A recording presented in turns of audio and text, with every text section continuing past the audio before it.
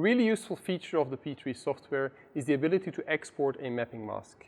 As you can see here, it's a quite complicated show with fixtures at different angles, different pixel pitches, different types of fixtures.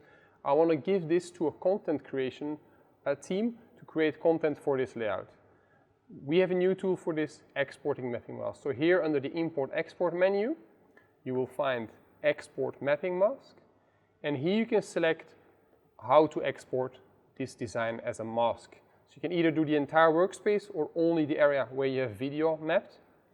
You can choose between PNG or bitmapped, and then you can choose between the 4 different types. So you have white fixtures on a black background, black fixtures on a white background, transparent fixtures on a black background, or black fixtures on a transparent background. Just depends on what your content creation team prefers to have. Let's just do white fixtures on a black background.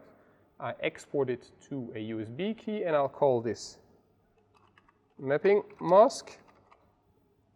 This is now stored on the USB key.